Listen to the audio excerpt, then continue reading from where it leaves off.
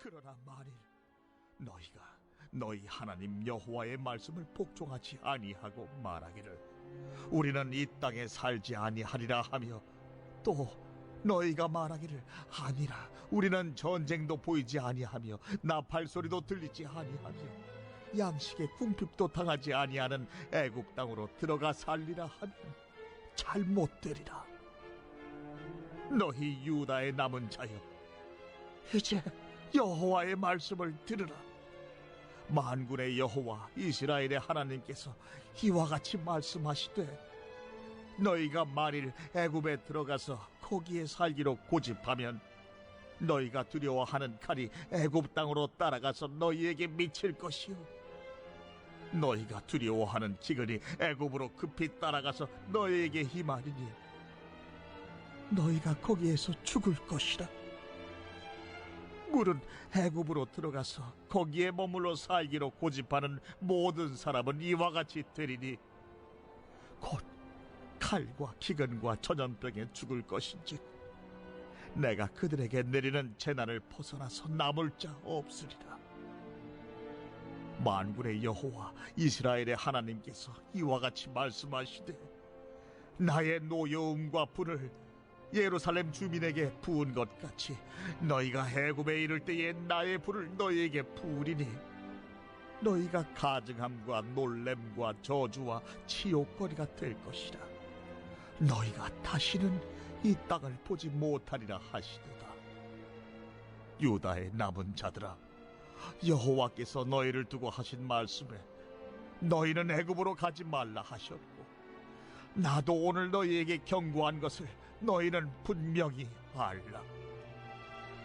너희가 나를 너희 하나님 여호와께 보내며 이르기를, 우리를 위하여 우리 하나님 여호와께 기도하고 우리 하나님 여호와께서 말씀하신 대로 우리에게 전하라. 우리가 그대로 행하리라 하여 너희 마음을 속였느니라. 너희 하나님 여호와께서 나를 보내사 너희에게 명하신 말씀을 내가 오늘 너희에게 전하였어도 너희가 너희 하나님 여호와의 목소리를 도무지 순종하지 아니하였은지, 너희가 가서 머물려고 하는 곳에서 칼과 기근과 전염병에 죽을 줄 분명히 알지니라.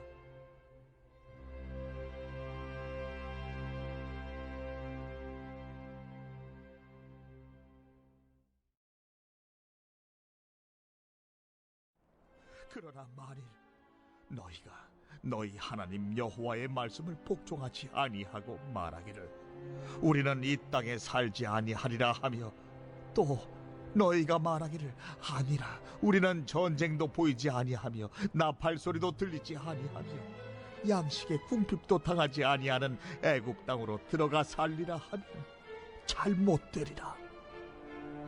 너희 유다의 남은 자여, 이제 여호와의 말씀을 들으라. 만군의 여호와 이스라엘의 하나님께서 이와 같이 말씀하시되, 너희가 만일 애굽에 들어가서 거기에 살기로 고집하면 너희가 두려워하는 칼이 애굽 땅으로 따라가서 너희에게 미칠 것이요, 너희가 두려워하는 기근이 애굽으로 급히 따라가서 너희에게 임하리니 너희가 거기에서 죽을 것이라. 물은 애굽으로 들어가서 거기에 머물러 살기로 고집하는 모든 사람은 이와 같이 되리니 곧 칼과 기근과 전염병에 죽을 것인즉 내가 그들에게 내리는 재난을 벗어나서 남을 자 없으리라. 만군의 여호와 이스라엘의 하나님께서 이와 같이 말씀하시되, 나의 노여움과 불을 예루살렘 주민에게 부은 것 같이 너희가 애굽에 이를 때에 나의 불을 너희에게 부으리니 너희가 가증함과 놀램과 저주와 치욕거리가 될 것이라. 너희가 다시는 이 땅을 보지 못하리라 하시도다. 유다의 남은 자들아, 여호와께서 너희를 두고 하신 말씀에 너희는 애굽으로 가지 말라 하셨고, 나도 오늘 너희에게 경고한 것을 너희는 분명히 알라. 너희가 나를 너희 하나님 여호와께 보내며 이르기를 우리를 위하여 우리 하나님 여호와께 기도하고 우리 하나님 여호와께서 말씀하신 대로 우리에게 전하라. 우리가 그대로 행하리라 하여 너희 마음을 속였느니라.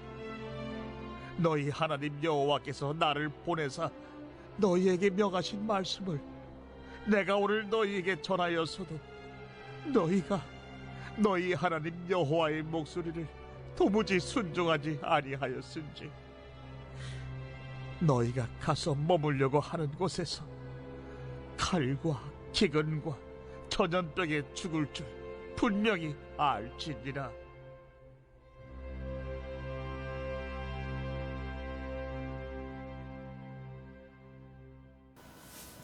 사랑하는 화평가족 여러분, 주님의 이름으로 문안합니다. 새로운 날을 주신 하나님께 감사하면서 10월 5일 월요일 생명의 삶 큐티를 함께 나누겠습니다. 오늘 본문은 예레미야서 42장 13절에서 22절의 말씀입니다. 제목은 자기 고집을 세우면 순종할 수 없습니다 라는 주제입니다. 신앙생활이라는 것은 어떤 것일까요? 자기를 부인하는 것에서부터 신앙생활이 시작이 됩니다. 나의 죄를 알고 그래서 나를 부인하는 것, 그래서 나 중심이 아니라 하나님 중심의 신앙 고백이 있어야 되는 것이죠. 그래서 고집스러운 것, 이것은 하나님의 통치를 받아들이지 않겠다고 하는 생각과 같은 것이다 라고 해도 별로 문제가 되지 않습니다. 오늘 본문에 나오는 요하난이라고 하는 사람과 그 그룹들의 이야기들을 통해서 고집스러운 생각으로 하나님의 말씀보다 자신들의 생각과 계획이 우선되는 자들에게 주시는 하나님의 준엄한 재앙의 명령, 심판의 메시지가 어떤 것인지를 확인하면서 어떤 사람들이 하나님 앞에 징계를 받는 것은 징계받은 후에 회복을 경험할 수 있지만 재앙은 그렇게 재앙을 받고 난 다음에 떨어져 나가는 것이죠. 심판을 받는 것이죠. 그런 심판을 받는 자들이 어떤 성향을 가지고 있는지를 요하난이라고 하는 사람을 통해서 볼 수 있게 되기를 바랍니다. 본문 해설 함께 보도록 하겠습니다. 첫 번째 본문 해설입니다. 첫 번째 본문 해설의 제목은 잘못된 선택과 그 결과입니다. 제가 읽겠습니다. 하나님의 뜻이 아님에도 원하는 길을 고집하는 것은 멸망의 지름길입니다. 유다 백성이 보기에 애굽은 전쟁이 없고 양식과 물이 풍부한 곳이었습니다. 나일강의 풍요로움을 자랑하는 애굽은 항상 하나님 백성을 유혹하는 장소였습니다. 예레미야는 유다 땅에 머물라는 하나님의 말씀을 거역하고 애굽으로 가면 재앙이 임할 것이라고 강력히 경고합니다. 불순종의 걸음이 닿는 곳에 기근과 전염병이 가득할 것입니다. 안전과 평안은 환경적 조건이 아닌 누구와 함께 하느냐에 달렸습니다. 하나님 백성은 하나님과 함께 할 때 가장 안전합니다. 그분과 함께하는 곳에 은혜가 있습니다. 성도는 말씀에 절대 복종함으로 그분과 함께하기를 선택해야 합니다. 애굽이라고 하는 나라는 성경에서 뗄래야 뗄 수 없는 악연이 있는 나라입니다. 물론 그 땅을 통해서 하나님께서 새로운 아브라함의 씨를 통해서 하나님 나라를 이루시겠다고 하신 그 메시지가 선포되고 또 그것이 실현될 수 있도록 민족을 만드는, 부족에서 민족을 만들어낼 수 있는, 나라가 세워질 수 있는 그런 인구수를 채워놓는 그런 기간으로 애굽에서의 400년 기간을 하나님께서 사용하십니다. 그런데 그 애굽이라고 하는 곳이 바로 인본주의가 발현된 사람 중심의 역사를 이루어내고자 하는 그런 성향이 있었던 그런 나라였습니다. 이유가 뭐였냐면요. 사람이 애써서 뭔가를 하지 않아도 편안하게 살 수 있는 땅이 바로 애굽, 이집트였기 때문입니다. 세계사 역사에서도 제가 설교 때도 가끔씩 말씀을 드렸던 바가 있는데 나일강의 범람이라고 하는 주제가 세계사에서 아주 제가 고등학교 때 배웠던 주제로 아직도 기억이 납니다. 이 이집트의 중심부 나일강 삼각주라고 해서 여러 지류들이 있다가 나일강으로 중심에 애굽의 중심에 흐르는 강이 나일강이거든요. 근데 이 강이 1년에 몇 번씩 범람을 하게 됩니다. 범람을 하게 되면서 강이 바닥이 뒤집어지듯이 하면서 밑에 있는 유기물들이 다 밖으로 올라오는 거죠. 그래서 씨를 뿌리지 않아도 곡식이 나는 곳, 농사를 짓지 않아도 풍성한 열매를 맺을 수 있는 곳이 바로 애굽이었던 것입니다. 그래서 사람이 뭔가를 하려고 하면은 자연스럽게 될 수 있는, 그렇게 애쓰지 않아도 인간의 힘으로 여러 가지 일들을 할 수 있다고 여겨져서 사람 중심의 인본주의적인 그런 삶의 모습들을 발현하게 된 곳이 바로 애굽이라고 하는 나라입니다.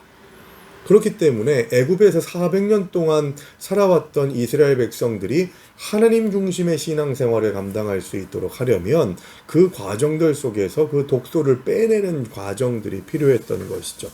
그리고 오늘 본문에 등장하는 요하난이라고 하는 사람도 마찬가지로 애굽에 가면 뭔가 평안할 거야 하는 그런 무의식적인 생각을 하고 있었던 것임에 분명합니다.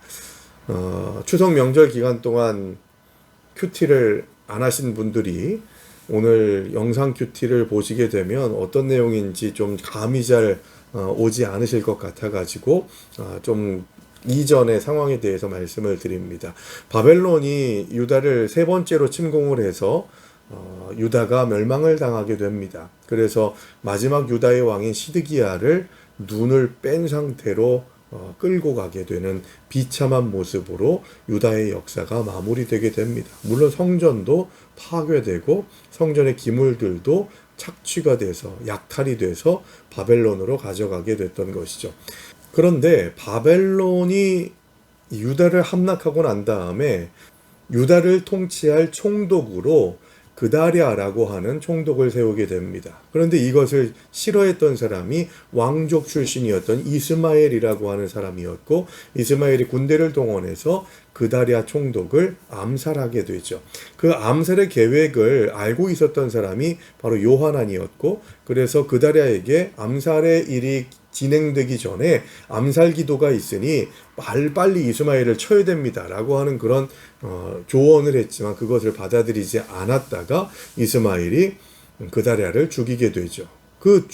암살을 시도하고 그리고 쿠데타를 일으키려고 하는 이스마엘의 세력들을 대적해서 싸워서 그들을 제거한 사람이 바로 오늘 본문에 나오는 요하난이라고 하는 사람입니다. 그런데 두려움이 생긴 거예요. 바로 그다랴를 죽게 만든 책임을 요하난에게 바벨론이 물을 것이라고 하는 그런 두려움이 있었던 것입니다. 너희는 왜 우리가 세운 총독을 지키지 못했느냐라고 하는 그런 겁박을 받을 가능성이 있었다라고 하는 그런 생각을 가지고 있었고, 그래서 요하난이 두려워서 애굽으로 피난을 가야겠다 하는 그런 생각을 마음을 먹었던 상태였던 거죠. 그런데 요하난이 그 과정에서 예레미야에게 기도를 요청하게 됩니다. 우리가 애굽으로 가려고 하는데 그것이 하나님이 뜻하시는 것인지를 좀 알아봐 달라고 요청하게 되죠. 그런데 이들의 요청은 하나님이 말씀하시는 대로 순종하겠다고 하는 마음가짐으로 기도 요청을 한 것이 아니었습니다. 마치 시드기야처럼 하나님의 말씀이 어떤 것인지 나한테 빠지지 말고 얘기해라 라고 그렇게 이야기한 것이 그저 자기가 원하는 말씀을 듣고자 했던 그런 시드기야의 생각처럼 요하난과 그 세력들도 마찬가지로 우리가 하나님의 말씀도 마찬가지로 애굽으로 피난하는 것이 마땅하겠다라고 하는 것을 인정받고 싶은 마음에서 예레미야에게 기도 요청을 했던 것이죠. 여러분, 우리의 삶이 하나님 중심의 신앙생활을 해야만 하나님이 기뻐하시는 삶으로 나아갈 수 있게 됩니다. 그런데 요하난과 같이 자기중심적인 생각으로 하나님이 내 편을 들어주실 수 있도록 그 말씀을 듣기 위해 기도의 자리로 나아가고 예배의 자리로 나아간다면 그것처럼 불경한 것이 없는 것이죠. 하나님 중심이 아닌 자기중심적인 생각을 가지고 있기 때문에 그들은 불경한 선택을 할 수밖에 없었던 것입니다. 말씀하시는 대로 순종하는 것이 아니라 하나님이 내 뜻에 따라서 말씀해 주셔야 됩니다 라고 하는 그 말은 너무나도 교만한 생각이 아닐 수가 없는 것이죠. 내 뜻에 맞게 역사하셔야만 내 하나님이다 라고 생각하는 것은 아주 어리석은 생각이요 하나님의 백성답지 못한 생각이라는 것을 우리는 기억할 수 있어야 합니다. 두 번째 본문 해설 함께 보도록 하겠습니다. 마음을 속인 자들. 하나님의 말씀 앞에 자기 생각과 계획을 모두 내려놓을 때 진정으로 순종할 수 있습니다. 그러나 요하난과 백성은 애굽에 대한 동경을 버리지 못했습니다. 하나님은 바벨론 왕의 멍에를 매면 안전을 보장해 주겠다 말씀하시는데 그들은 애굽 왕의 통치 아래에 있는 것이 안전하다고 여깁니다. 하나님이 예레미야를 통해 애굽으로 내려가지 말라고 거듭 경고하심에도 그들은 하나님의 말씀을 귀로만 들을 뿐 마음으로 듣지 않습니다. 그들이 맹세한 순종은 자신의 생각과 일치되는 말씀만 따르겠다는 반쪽짜리 순종이었습니다. 완고함과 위선으로는 결코 하나님의 뜻을 받을 수도 따를 수도 없습니다. 하나님의 뜻을 버리고 자기 고집을 따르면 진노의 심판을 받게 됩니다. 불순종의 걸음이 닿는 곳은 죽음의 터일 뿐입니다. 오늘 본문에 해당하지는 않지만 어제 큐티의 내용이죠. 주일 큐티의 본문의 내용을 보시게 되면 요하난이 예레미야에게 기도 요청을 하게 될 때 2절과 3절과 5절에서 말하고 있는 그런 표현이 있습니다. 바로 당신의 하나님 여호와라고 하는 표현입니다. 당신의 하나님 여호와, 당신의 하나님 여호와, 당신의 하나님 여호와 계속해서 요하난은 예레미야에게 기도 요청을 하면서 그 예레미야가 믿는 하나님이 나의 하나님이라고 하는 고백을 하고 있지 않는 거예요. 그래서 예레미야가 어제 본문에 보시게 되면 예레미야가 너희 하나님 여호와라고 하는 그런 표현을 하기도 합니다. 그러니까 당신의 하나님 여호와라고 요하난이 계속 얘기하니까 그게 아니라 그 내가 믿는 나의 하나님 여호와가 너희의 하나님 여호와가 되기도 한다니까 라고 하는 그런 표현을 하고 있는 것이죠. 답답한 것 아니겠습니까? 기도 요청을 하고 있는데 하나님의 존재에 대해서 인정하지 않아요. 어리석은 생각이죠. 하나님이 기뻐하지 않으시는 모습이죠. 여러분, 우리가 예배는 드리는데 헌신은 하는데 하나님을 안다고는 이야기하는데 하나님을 의지하지 않아요. 당신의 하나님 여호와, 이것처럼 믿음 없는 표현이 어디 있겠습니까? 제가 강조해서 말씀드리는 메시지가 있죠. 우리의 신앙 고백, 우리의 신앙 생활이 가능할 수 있는 것은 아브라함의 하나님, 이삭의 하나님, 야곱의 하나님, 그걸로는 지식적으로만 그 말씀을 알고 성경을 아는 것에 그치게 된다는 겁니다. 아브라함의 하나님, 이삭의 하나님, 야곱의 하나님, 그 다음에 중요한 것 활용점정 나의 하나님, 이 고백이 우리에게 있어야 된다는 거예요. 요하나는 그 고백이 없었던 겁니다. 그래서 애초에 하나님께서 말씀하시는 대로 따르겠다고 하는 결단이 아니라 내가 애굽에 가려고 하는데 하나님도 내 뜻대로 말씀해 주시기를 원한다 하는 그런 생각으로 예레미야에게 기도 요청을 했던 것입니다. 오늘 본문 해설 두 번째 내용에서도 이야기하죠. 그들은 말씀을 귀로만 들을 뿐 마음으로 듣지 않는다라고 하는 이야기입니다. 이 이야기는 뭡니까? 말씀을 들어요. 우리가 말씀을 듣지 않는 사람들이 아니지 않습니까?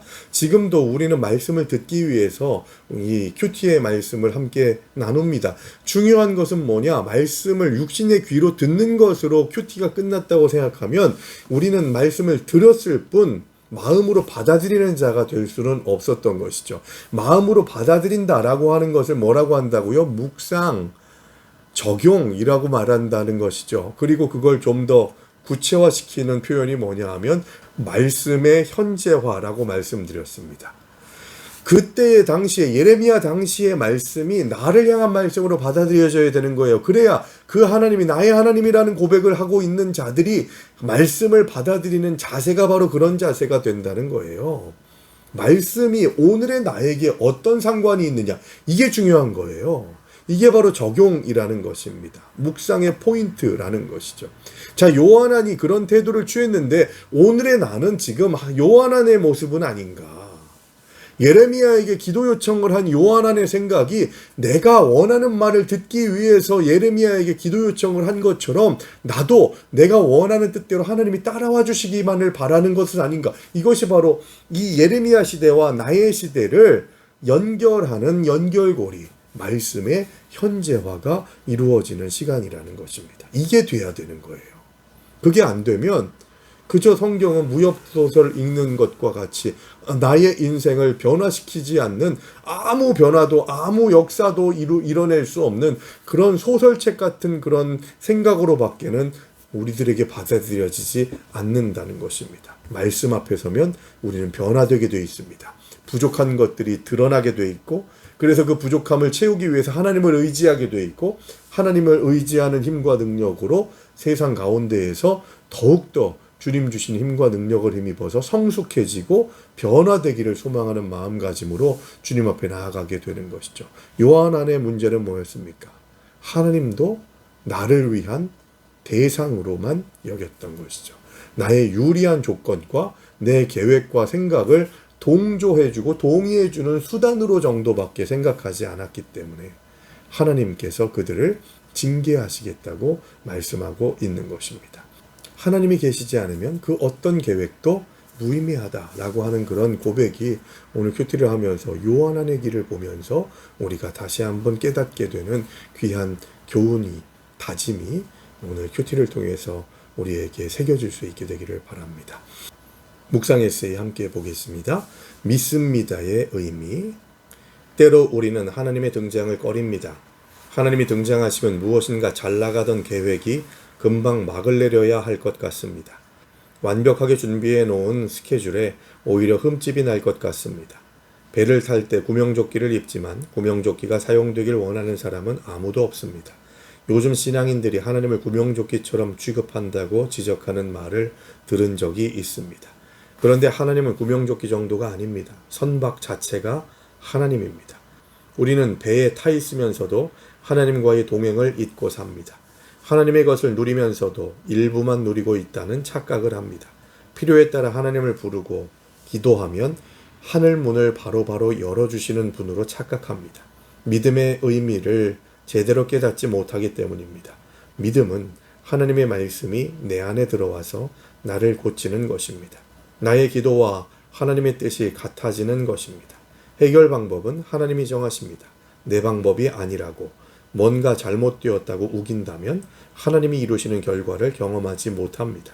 믿습니다 라는 고백은 이제부터 하나님이 원하시는 길을 걷겠다는 동의이지 내가 하나님의 보좌에 앉는 것이 아니니 곡해하지 말아야 합니다. 믿음은 하나님이 어떤 분이신지를 믿는 것이지 그분 손에 있는 것을 믿는 것이 아닙니다. 현실을 따라서 말씀을 왜곡하면 세상의 문제에 계속해서 질질 끌려다니게 됩니다. 그러나 하나님의 말씀으로 현실을 이기는 능력을 우리 성도들에게 주셨음을 우리는 믿고 고백해야 합니다. 형편을 따라 믿지 마십시오. 형편과 상황을 뛰어넘는 하나님의 말씀에 순종하게 될 때 믿음은 우리들을 더 온전하게 하고 세상을 이기게 하고 세상을 변화시키는 능력으로 작용하게 될 것입니다. 그 믿음의 능력을 발휘하기 위해서 우리가 매일마다 이렇게 큐티를 하는 것 아니겠습니까? 말씀으로 승리하는 은혜가 우리 화평가족들에게 가득하시기를 바랍니다. 한 절 묵상 같이 읽겠습니다. 14절에 대한 한 절 묵상입니다. 인간은 손해와 이익을 계산해 가장 유리한 것을 택하는 것이 합리적인 판단이라고 생각합니다. 하지만 인간은 무엇이 가장 좋은 것인지 스스로 판단할 수 없습니다. 보암직하고 먹음직스러운 선악과를 먹은 하와도 하나님의 낯을 피해 다시스로 향한 요나도 스스로 옳다고 여긴 행동을 했지만 실상 가장 어리석은 판단이었습니다. 우리가 귀 기울일 것은 이성의 판단을 넘어선 하나님의 말씀입니다. 말씀을 따를 때 우리 영혼은 안전합니다. 말씀을 따르기 위해서 우리가 해야 되는 것, 자기를 부인하는 것입니다. 그래서 고집 부리는 것이 우리의 삶을 안전하게 하는 것이 아니라 오히려 위태롭게 한다는 것을 기억하면서 우리의 삶이 하나님께서 주시는 안전함으로 나아가기 위해서 철저하게 말씀에 순종하고 말씀이 우리들의 마음밭에 떨어져서 30배, 60배, 100배의 결실을 맺는 충만한 은혜가 있는 우리의 삶이 될 수 있도록 주님께 의탁하고 주님께 전적으로 순종하겠다고 하는 다짐이 저와 여러분들에게 있게 되기를 바랍니다. 오늘의 기도로 오늘 큐티 마치겠습니다. 하나님의 확실한 뜻을 알면서도 제 계획과 기대를 고집하며 확인받길 원했던 어리석음을 용서하소서. 눈에 보이는 안녕에 마음이 기울 때 하나님의 말씀 앞에 저를 고쳐 세워 순종의 길을 걷게 하소서. 하나님의 은혜가 머무는 곳이 가장 안전함을 기억하게 하소서. 예수님의 이름으로 기도합니다. 아멘.